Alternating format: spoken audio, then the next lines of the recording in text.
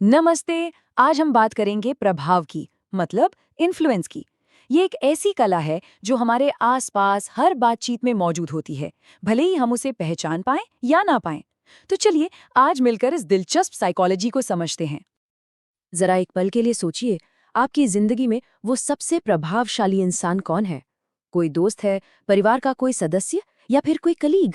आखिर ऐसा क्या करते हैं वो कि उनकी बातों में इतना वजन होता है?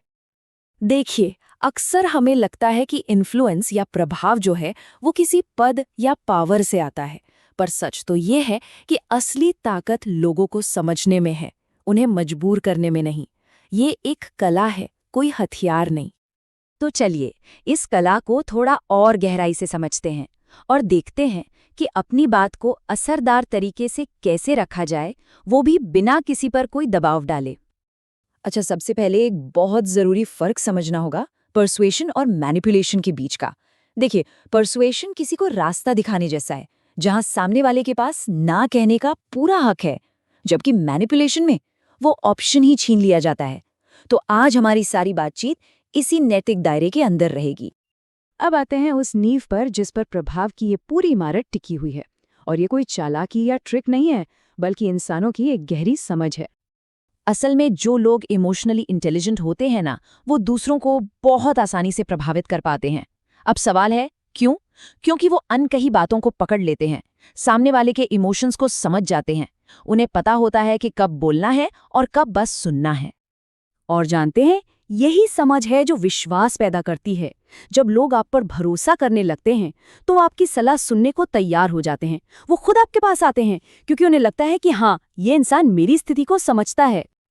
तो चलिए अब अपनी पहली टेक्निक पर आते हैं। ये इस बात पर आधारित है कि हम इंसानों को असल में कौन सी चीजें हैं जो कोई भी काम करने के लिए मोटिवेट करती हैं। देखिए, हमारे हर काम के पीछे कोई ना कोई जरूरत छिपी होती है, चाहे वो भूख हो, सुरक्षा की भावना हो या फिर सम्मान पाने की चाह।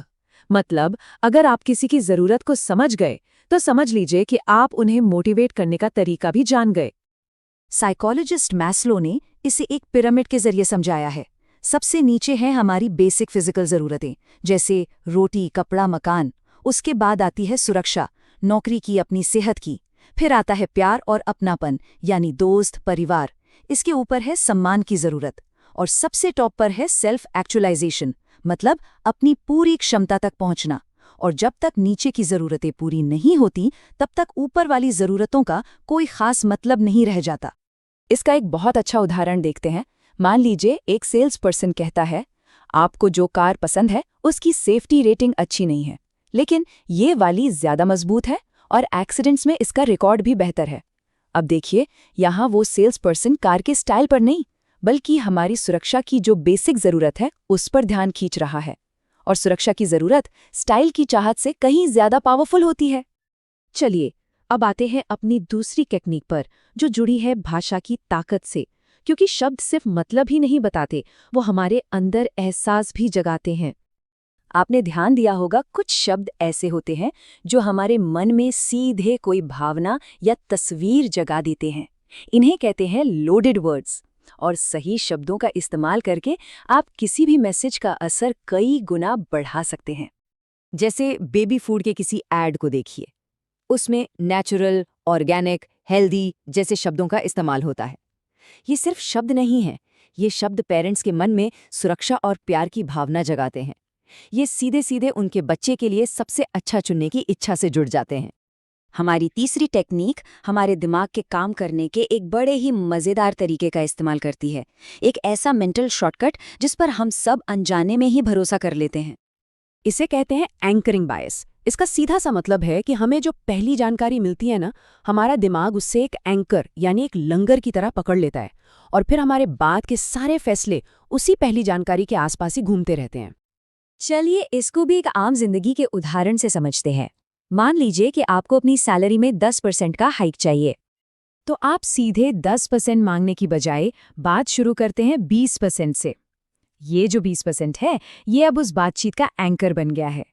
भले ही ये सुनने में थोड़ा ज्यादा लगे, पर इसने एक बहुत ऊंचा शुरुआती पॉइंट सेट कर दिया है।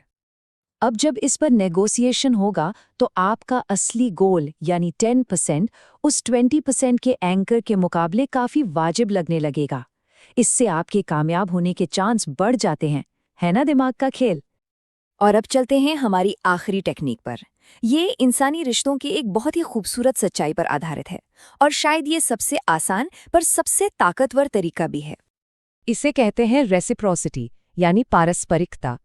ये एक तरह का सामाजिक नियम है कि अगर कोई हमारे लिए कुछ अच्छा करता है तो हम भी अंदर से उसके लिए कुछ अच्छा करने का एक दबाव महसूस करते हैं।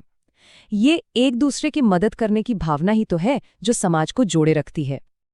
जैसे इस उदाहरण को देखिए, आपको पता है कि आपको छुट्टियों पर जाना है और अपने कुत्ते की देखभाल के लिए किसी की जरूरत पड़ेगी, तो आप उससे कुछ समय पहले ही अपने दोस्त की बिल्लियों की देखभाल करने का ऑफर दे देते हैं।